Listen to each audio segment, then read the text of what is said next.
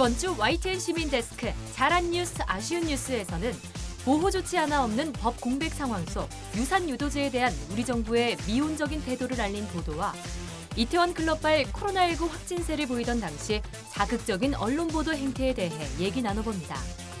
내가 본 DMB, 우리나라 코로나19 최초 확진자 발생 이후 20대 총선까지 긴박했던 여정을 담아낸 120일의 기록, 절망에서 찬사까지 코로나19 특별기획 프로그램을 살펴봅니다.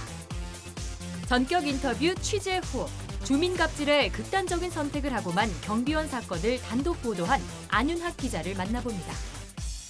시청자 여러분 안녕하십니까? 오늘부터 시민데스크의 새 진행을 맡게 된 박광렬입니다. YTN 시청자센터에서 새로운 데일리 옴부즈맨 프로그램 시청자 브리핑 시시콜콜을 시작합니다.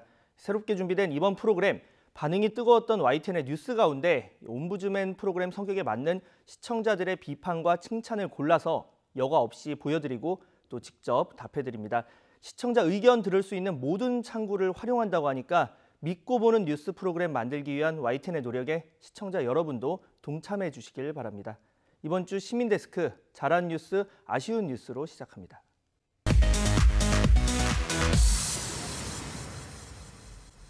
네, 오늘 함께 이야기 나눌 분들 소개해드리겠습니다. 한국여성민우회 김희영 사무처장, 이혜수 시청자평가원, 그리고 권영희 YTN 해설위원 나오셨습니다. 세 분 어서 오세요. 자, 지난주에 굵직한 이슈들이 아주 많았던 한 주였습니다. 자, 먼저 평가원님께 질문 드리겠습니다. 지난주 YTN 뉴스 어떻게 보셨습니까? 네, 이번 한 주도 코로나19와 관련된 이슈가 많은 한 주였습니다. 코로나19 사태와 관련하여 가장 답답한 시기를 보내고 있는 이들 중 하나는 고3 수험생과 학부모일 텐데요. 이태원발 코로나 사태 이후 교육부가 20일 순차적 등교를 결정을 했지만 여전히 학사 일정은 불분명한 상황입니다. 이 가운데 YTN이 교육부의 입장과 학부모, 학교 측의 입장을 고루 살피는 보도가 돋보였습니다. 자, 다음으로 처장님께서 보신 지난 한 주 YTN 보도 어땠습니까? 네, 아무래도 이제 여전히 코로나19 사태가 지속되고 있지 않습니까? 그래서 그 문제에 대해서 뉴스로 계속 접하고 있는데요. 최근에 이제 코로나19가 이태원 클럽에서 발발되면서 성소수자에 대한 좀 다소 무분별한 차별이나 혐오, 일부 연예인에게 이제 막 악플을 다는 등의 이제 상황도 좀 존재하고 있지 않습니까? 사실상 성소수자뿐만이 아니라 이성애자들도 출입하는 이제 클럽이었음에도 불구하고 성소수자 혐오로 좀 번져가는 상황에 대해서 YTN에서도 인권적 측면에서 접근해야 한다는 보도를 또 보게 되었습니다. 네, 자 그렇다면 본격적으로 이 잘한 뉴스 그리고 아쉬운 뉴스 시작해 보겠습니다. 네, 평가원님께 먼저 여쭙겠습니다. 이 지난주 YTN에 어떤 뉴스를 잘한 뉴스로 꼽아주셨습니까? 네, 저는 이번 주 잘한 뉴스로 서울의 한 아파트 입주민의 폭행과 폭언으로 아파트 경비원이 극단적 선택을 한 사건을 보도한 뉴스를 잘한 뉴스로 뽑았습니다. 단독 보도 이후에도 YTN은 해당 사건을 꾸준히 집중적으로 보도하는 데 앞장섰는데요. 최근에도 경비원이 그간 겪은 심적인 고통을 음성 메시지로 남긴 그 내용을 YTN이 단독으로 보도하기도 했습니다. 한편 일부 언론이 가해자의 신상 정보 털기식의 뉴스를 내보내면서 또 다른 폭력의 문제들을 보이고 있는 가운데 YTN은 이보다는 이런 일이 왜 계속 반복되는지 근본적인 원인을 분석하는 데 주력함으로써 사건의 본질과 가까이 가려는 노력을 보였습니다. 이 보도 안윤학 기자의 보도였는데 이 주민갑질에 시달리다가 극단적인 선택을 하고만 아파트 경비원의 이야기가 세상에 알려지게 됐습니다. 오늘 방송되는 전격 인터뷰 취재 후 코너에서도 해당 보도를 전한 안윤학 기자 직접 만나봤다고 하는데 간단하게나마 이 취재 후기 좀 들어볼 수 있을까요? 첫 보도 이후에도 말씀해 주신 대로 이제 음성 유소까지 단독으로 보도를 하면서 문제의 본질을 잘 짚어냈습니다. 특히 제보를 받아서 취재를 하다 보면 그 제보에 대한 선입견을 갖기 때문에 그 제보에 매몰되기가 쉽습니다. 객관성을 담보하기 어려울 수 있다는 얘기죠. 이런 면에서 볼 때 안윤학 기자 이런 보도들은 객관성을 잘 유지한 채로 문제의 핵심을 정말 잘 짚어내서 시청자들의 판단, 더 나아가서 경찰 수사에까지 큰 도움을 줄 수 있던 기사라고 판단이 됩니다. 열정과 노력이 많이 들어간 기사입니다. 네, 열정과 노력이 들어간 기사였다 이렇게 얘기를 해주셨는데, 자 사실 이 제보 발언 교차 검증이 굉장히 어려운 것 같아요. 어려운 것 같고 또 많은 언론이 관심을 가지는 이번 사건처럼 이런 경우에는 이제 취재 경쟁도 치열하고 그러다 보면 좀 간혹 무리수를 던지는 경우가 있는데 그런 것이 없어서 참 좋은 보도였던 것 같습니다. 자, 안윤학 기자 외에도 이번 사건을 다른 각도에서 살핀 보도도 좀 많았죠? 네, 또 하나 인상적이었던 뉴스는 5월 13일 날 방송된 강희경 기자의 보도였습니다. 경비 노동자에 대한 주민 인식 개선과 사회적 약자에 대한 배려를 당부하는 데 그치지 않고 아파트 경비원들을 보호할 수 있는 법적인 제도가 마련이 되어야 된다는 점을 지적했다는 점에서 다른 보도와는 좀 차별된 보도였습니다. 사실 이렇게 법의 보호를 받지 못한 채 어려운 근무 환경 속에서 본인의 역할을 묵묵히 해내면서 살아가는 분들 사회에 참 많습니다. 이번 안타까운 사고를 통해서 다시 한번 공론화가 된 만큼 실효성 있는, 정말 실효성 있는 해결책이 마련되길 기대해 보겠습니다. 자, 이번엔 처장님께서 꼽아주신 YTN 좋은 뉴스 한번 들어보겠습니다. 네, 저는 지난 5월 14일에 방송됐죠. 불법 낙태약 판매 기승, 낙태약 처방 도입해야라는 보도를 꼽았습니다. 네. 먼저 이 보도에서는 좀 시의성의 측면에서 네. 좀 지금 꼭 다뤄야 될 시기라고 생각을 했습니다. 지금 헤드라인에 있어서도 좀 잘 선정했다고 봤는데요. 작년 4월이죠. 2019년 4월에 66년 만에 헌법재판소가 형법상 낙태죄의 헌법 불합치 선고를 내렸습니다. 그리고 1년이 지났는데요. 실질적으로 이 약물에 대한 도입이나 어떠한 제대로 된 정책이나 이런 게 정부나 식약처에서 갖고 있지 않은 상황입니다. 코로나19로 국민 건강에 대해서 언론의 영향을 굉장히 지금 확인하고 있지 않습니까? 그것처럼 어떤 면에서 사각지대에 놓여 있는 건강에 중요한 이슈인 임신 중지에 대해서 다룬 뉴스였다고 생각합니다. 다만 낙태약이라고 표현했던 타이틀에서 표현했던 것이 낙태라는 용어가 여성에 대한 일정 부분 낙인과 사실은 가치 판단이 좀 내포되어 있는 단어입니다. 그래서 정확하고 중립적인 표현인 유산유도제라는 단어로 보도되는 것이 필요했다는 생각도 좀 들었고요. 안전하게 의료 서비스가 만들어지기 위한 또 언론의 역할, 또 낙태죄에 대해서 또 어떤 시선으로 봐야 되는지에 대해서 잘 제시하는 것이 또 언론의 역할이라고 생각합니다. 네, 저도 사실 이 낙태약이라는 표현보다는 유산유도제라는 표현이 더 적당하다, 이런 부분을 별로 신경을 못 썼던 것 같아요. 앞으로 더 꼼꼼하게 살펴야 할 것 같고요. 자, 말씀해 주신 것처럼 이 코로나 바이러스 감염증이라는 중차대한 상황 안에서 보도의 다양성이 부족하다고 느끼시는 시청자분들 또한 많으실 겁니다. 자, 이런 가운데 이 놓치고 지나칠 수 있는 부분을 대전지국 이상곤 기자가 알려왔다고요? 네, 그렇습니다. 처장님 말씀하신 대로 헌재에서 헌법 불합치 판정이 내려졌기 때문에 시급히 법 개정이 이루어져야 하는데 아직 그러지 못하고 있는 상황이죠. 1년 이상이 지났음에도 불구하고 이런 법 공백 상황이었기 때문에 더 의미 있는 기사였다고 생각이 드는데요. 경찰이 중국산 낙태약이라고 하면 안 되는 거죠. 유산유도제, 예, 미푸진을 국내에 유통한 일당을 검거했다고 발표를 했습니다. 단지 여기에 그쳤다면 단순한 경찰의 검거 기사일 따름이었겠죠. 하지만 검색을 통해서 이 미푸진의 판매 사이트를 확인을 했고 실제로 또 해보니 실제로 살 수 있었다, 거래가 가능하더라까지 입증을 했죠. 여기다가 낙태약 소비, 낙태약, 자꾸 낙태약이라고 그러면 안 되는데 죄송합니다. 유산유도제. 예, 유산유도제의 소비가 매년 꾸준히 늘고 있다는 적절한 통계 수치까지 인용을 해서 이 심각성을 더 부각한 점도 돋보이는 기사였습니다. 이렇게 현황과 문제점을 잘 보도를 했죠. 그랬던 만큼 이런 것에 대한 후속 기사가 계속 있었으면 더 좋겠다는 생각이 드네요. 자, 이번에는 지난 한 주 YTN에 조금 아쉬웠던 뉴스에 대해서 이 두 분 의견 들어보겠습니다. 자, 먼저 평가님, 어떤 뉴스가 좀 아쉽다 이렇게 꼽아주셨습니까? 저는 아쉬웠다기보다는 시청자라면 누구나 한 번쯤 느꼈을 부분을 전문가이신 해설위원님께 여쭙고자 이번 아이템을 선정해 보았는데요. 네, 조금 그러니까 아쉽다보다는 좀 시청자들이 느꼈을 법한 거를 해설위원님께 바로 이 자리에서 여쭤보신다는 거죠. 네. 자, 해설위원님께서 워낙 취재도 오래 하셨고 하니까 시원하게 답변해 주시지 않을까 생각이 됩니다. 어떤 부분이었습니까? 네, 지난 이태원 클럽발 코로나19 확산세가 커지는 가운데 방역 당국은 클럽 방문자 명단이 있지만 허위 전화번호가 기재되어 있거나 연락을 받지 않는 사례가 많아 방역에 그리고 이용자들의 행방찾기에 난항을 겪고 있다는 발표를 이어갔습니다. 그리고 5월 12일에 방송된 하룻밤에 여러 곳 도는 클러버들 행방찾기 난항이라는 보도도 방역당국이 이태원 클럽 이용자들의 정확한 신원 파악에 어려움을 겪고 있다는 방역당국의 입장을 전달한 보도였는데요. 또한 밀폐되고 사람이 밀집된 환경이 가진 감염의 취약성을 다시 한번 알리고 느슨해진 방역에 경각심을 주기 위한 보도이기도 했습니다. 네, 뭐 지금까지만 들어보면 좀 잘못된 부분을 잘 짚어낸 보도다 이런 평가가 나올 수 있을 것 같은데 어떤 점이 이제 이 좀 아쉬운 뉴스로 꼽은 이유입니까? 제가 궁금한 부분이 바로 이 점인데요. 네. 해당 뉴스는 확진자가 다녀간 클럽의 형태의 특수성에 집중하여 그 클럽이 어떤 곳이고 그리고 그 클럽에 어떤 이들이 방문하는지 등을 자세하게 소개하고 있습니다. 하지만 이 부분은 엄연히 감염병 보도와는 무관한 것이라고 생각이 되는데요. 이태원 클럽과 방문자에 대한 추측과 혐오만 낳는 기사로 밖에 보이지 않았습니다. 보도 전문 채널인 YTN 입장에선 참 곤혹스러운 상황일 거라고 생각됩니다만 집중과 선택이 필요한 이러한 사안의 경우 어떤 부분을 좀 더 중점적으로 보도하고자 하시는지 여쭙고 싶습니다. 자, 해설위원님께 여쭤봐야 될 것 같아요. 이 부분 좀 어떻게 봐야 될까요? 네, 다들 맞는 말씀입니다. 이제 감염병 보도와 관련해서는 지난달에 한국기자협회와 방송기자협회 그리고 과학기자협회가 공동으로 감염병 보도 준칙을 다시 한번 만들어서 발표를 했습니다. 모든 준칙이 그렇듯이 가장 중요한 것은 정확한 사실에 근거한 보도를 해야 한다. 그리고 피해자들의 사생활이 침해되지 않도록 최선을 다해야 한다. 이 두 가지입니다. 보도 과정에서 이태원 클럽을 방문한 분들에 대한 추측 그리고 혐오를 낳는 기사가 뭐 일부 있었습니다.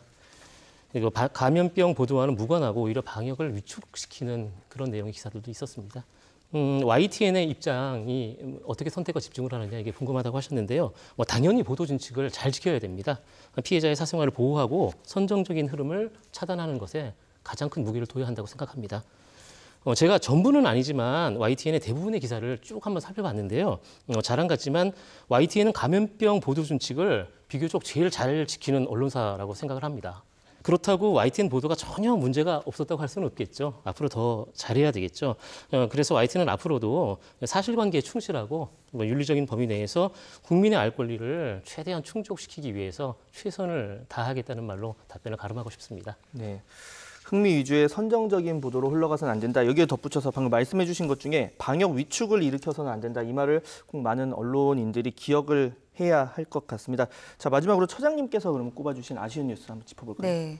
저는 지난 5월 14일에 방송됐죠. 전주서 실종 여성 2명 잇따라 피살, 실체는 연쇄살인이라는 제목의 보도를 아쉬운 뉴스로 꼽았습니다. 이 뉴스에서 그 시신을 이제 옮기는 것을 보여주거나 차에 내리는 피해자를 CCTV를 통해서 보여주는 내용이 좀 보도가 됐습니다. 사실은 이게 이제 경찰 수사 과정에서는 CCTV가 필요하겠지만 언론을 통해서 유통될 필요가 있었는지에 대해서는 좀 의문이 존재합니다. 약간은 이제 게임을 보듯이, 그러니까 마치 사실 굉장히 관망하듯이 여성의 살해 사건을 다루는 언론의 관습적인 보도 방식은 사실 지속적으로 이루어져 와 있습니다. 그리고 더불어 이 부분에 대한 이제 유가족이나 고인에 대해서도 혹은 이런 식의 피해 경험이 있을 수 있는 생존자가 이걸 봤을 때 어떤 영향을 줄 수 있는지에 대해서 생각해야 한다고 생각합니다. 그러니까 이렇게 시신이나 CCTV 화면을 이제 피해자를 보여주는 것은 사실 굉장히 즉각적이고 말초적인 반응이나 순간적인 분노는 높일 수 있습니다. 다만 이 범죄의 심각성을 좀 제대로 볼 수 없게 하는 또 영향은 있을 수 있고요. 이 언론이 이제 범죄 보도를 다룰 때 제일 중요한 것은 사실은 범죄 해결과 예방이 목표라고 생각합니다. 가해 내용을 상세히 아무리 보도한다고 해도 이런 식의 흉악 범죄는 없어지지 않습니다. 언론이 이제 이런 범죄 사건 보도에 대한 역할을 좀 다시 한번 YTN에서 상기할 필요가 있어 보입니다. 네, 사실 YTN도 방송사다 보니까 영상 구성에 대한 뭐 고민이 없을 수는 없는데 뭐 YTN 지금 부장님들 이거 보고 계시다면 앞으로 이런 사건 CCTV는 확보하지 않도록 좀 조치를 부탁을 드리겠습니다.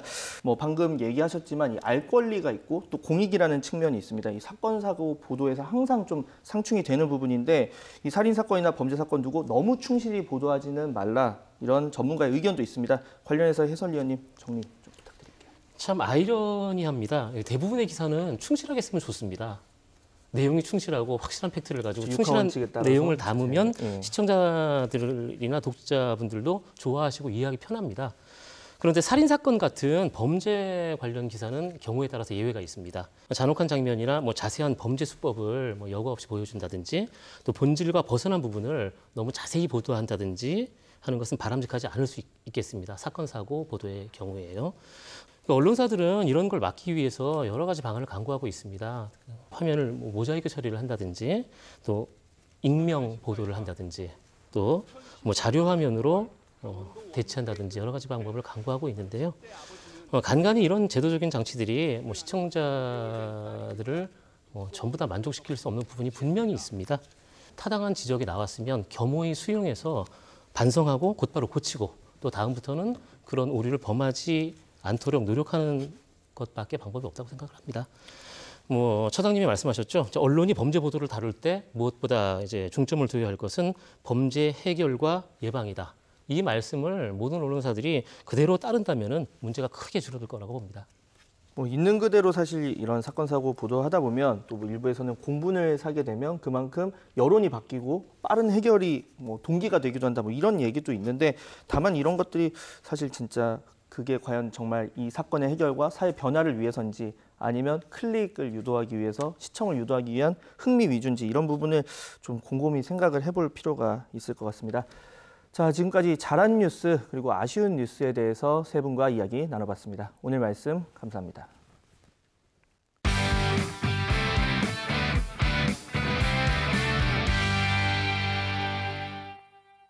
아직 끝나지 않은 코로나19 사태에 경각심을 늦춰선 안 될 텐데요. 오늘 내가 본 DMB 시간에는 우리나라 코로나19 첫 확진자가 나온 뒤 팬데믹 속 치러진 20대 총선까지 다사다난했던 기나긴 여정을 담은 코로나19 특별기획 120일의 기록 절망에서 찬사까지를 살펴보겠습니다.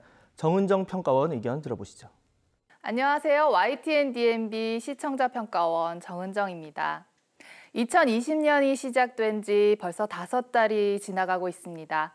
코로나19 감염병이 세계적 대유행으로 번진 2020년이라는 해는 우리에게 어떻게 기억될까요? YTN DMB에서 준비한 코로나19 특별기획 120일의 기록 절망에서 찬사까지는 훗날 2020년을 떠올릴 때 꼭 필요한 자료가 될지도 모르겠습니다.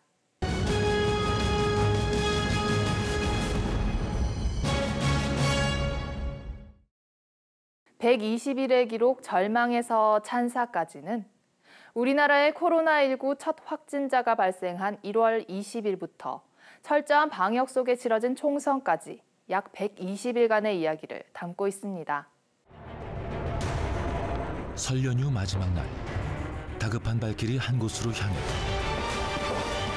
질병관리본부가 20곳의 진단시약 제조사들을 긴급 호출한 것이다. WHO 감염병 위기 경보가 보통 수준이었던 1월 27일, 서울역에서 개최된 회의는 우리나라가 코로나19 진단키트를 발빠르게 확보하는 데 결정적인 역할을 했다고 합니다.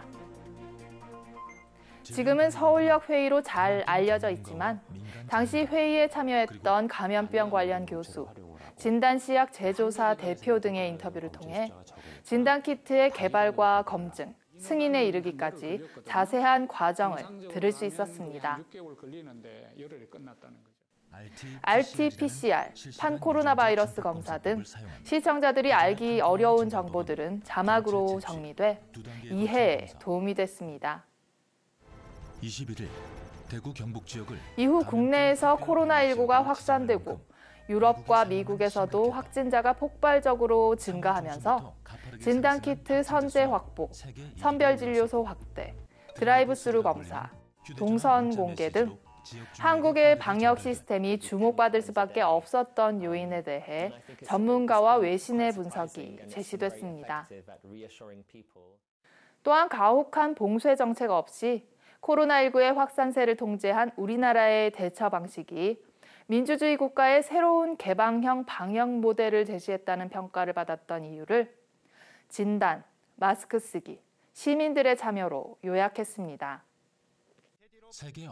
선거를 연기한 다른 나라들에 비해 전국적인 대규모 총선을 치른 우리나라는 코로나 상황 속에서 민주주의가 어떻게 실현되는지 세계의 관심을 받기도 했습니다. 너무나 수고 많다라는 말씀을 드리고 싶고 코로나19는 아직 백신과 치료제가 없기 때문에 자칫 섣부른 칭찬과 정리가 될 수 있었지만 방역 현장의 수고에 대한 감사를 잊지 않고 코로나19는 끝나지 않았으며 앞으로의 방역과 백신 개발이 중요하다는 점을 프로그램의 말미에 짚고 넘어갔다는 점이 다행스러웠습니다. 120일의 기록 절망에서 찬사까지는 전문가와 여러 외신을 활용하면서 우리나라의 코로나19 대응에 대한 평가에 객관성과 신뢰도를 높이려 노력했습니다. 2020년 1월 말부터 시작된 우리나라의 코로나19 상황과 대처 방식을 중간 정리하는 차원에서 의미가 있다고 할 수 있을 것 같습니다.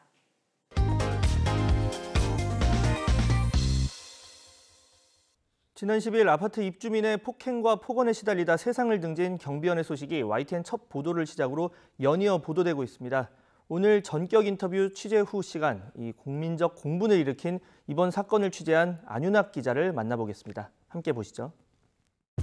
안녕하세요. 시사 유튜버 한지입니다. 얼마 전 경비원의 억울한 죽음을 처음으로 알렸던 YTN의 보도 기억하시나요? 첫 보도 이후 큰 파장으로 수많은 후속 보도들이 쏟아져 나온 상황인데요. 잊혀질 수도 있었던 사회적 약자의 이야기를 세상에 알려 큰 변화의 바람이 불고 있습니다. 오늘은 이 사건을 처음 보도했던 안윤학 기자를 만나 취재 뒷얘기를 들어보겠습니다. 네, 반갑습니다. 안녕하세요. 네, 소개 한번 부탁드릴게요. 네, YTN 사회부 안윤학입니다.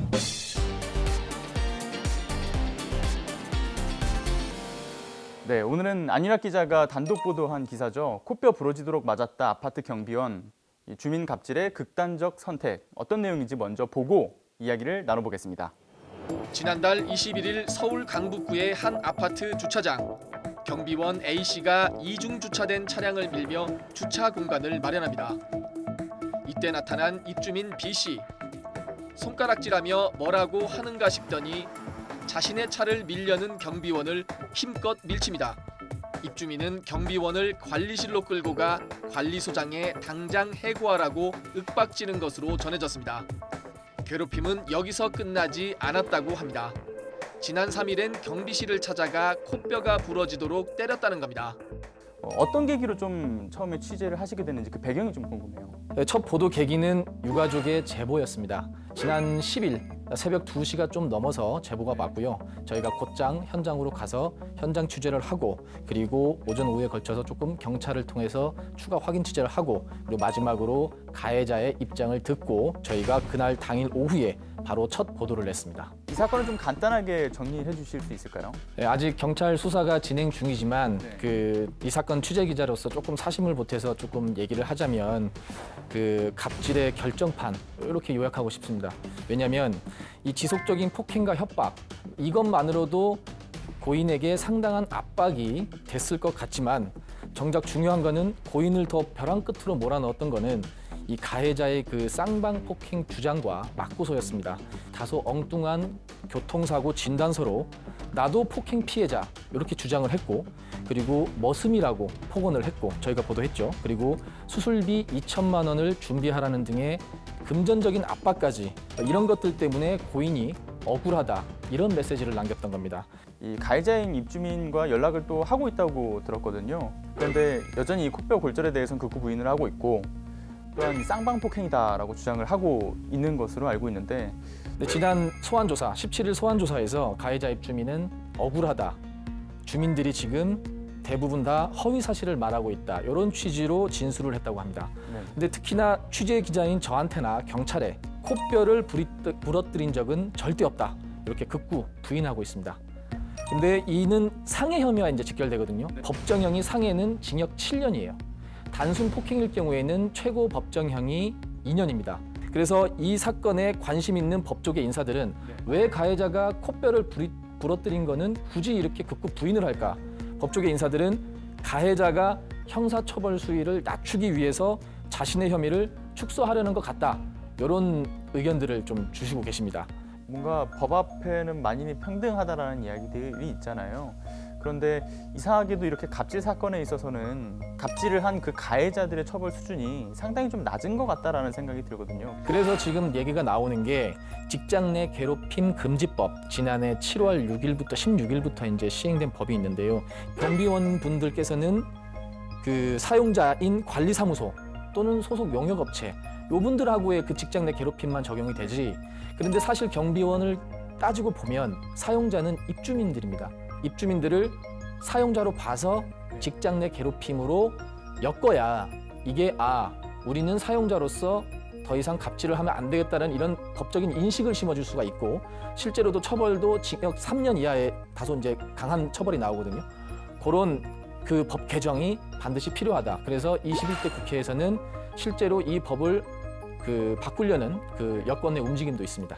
그 피해자의 음성 유서가 공개가 됐는데요. 피해자의 음성 유서가 발견됨으로써 이 가해자의 혐의점을 입증하는데 좀 더 수월해진 상황인가요? 지금 상황이 고인이 되셨으니 고인은 어쨌든 직접적인 피해자 진술을 할 수가 없는 상황이잖아요.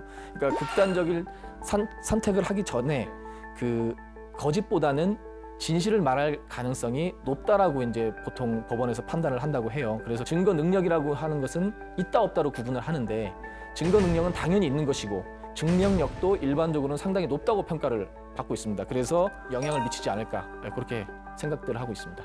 처음으로 이 내용을 보도했던 기자로서 개인적으로 좀 바람이 있다면 어떤 게 있을까요? 한 3가지 정도의 바람이 있습니다. 이제 가해자가 현재 입장이 뭐든지 간에 어쨌든 지금이라도 유가족의 이제 진심이 담긴 사과를 좀 했으면 좋겠고요. 그다음에 두 번째로는 이제 더 이상 이번 저희 보도를 끝으로 다시는 그 약자인 사회적 약자인 경비원 아저씨들한테 대한 갑질, 폭행, 폭언, 욕설 이런 부분이 좀 근절됐으면 하는 바람이 있고 마지막으로 이제 3번째는 그 가해자가 지은 죄만큼이나 합당한 처벌을 받았으면 좋겠다는 개인적인 바람은 있지만 사실 뭐 사석이었으면 더 하고 싶은 말이 많지만 이 정도로 정리를 하도록 하겠습니다. 오늘 이제 전격 인터뷰 취재 후에 출연하셨는데 어떠셨나요? 이번 사건 같은 경우는 저희가 100을 취재를 했는데 사실 기사에 나온 거는 3, 40밖에 보도를 하지 못했어요. 그래서 많은 다른 작은 부분들 보면은 화가 나지만 사실 확인은 되지 않아서 저희가 기사에는 담지 못한 부분들이 많은데 그래서 이제 취재를 하다 보면 가끔씩 대나무 숲에 가서 이제 임금님귀는 당나귀귀 이렇게 외치고 싶을 때가 많이 있습니다. 그래서 그런 게 있는데 이런 전격 인터뷰라는 자리를 통해서 그래도 어느 정도 그런 저희 취재 기자들의 욕구를 좀 해소를 해주시고 또는 진실에 다가갈 수 있는 기회를 주셔서 감사합니다.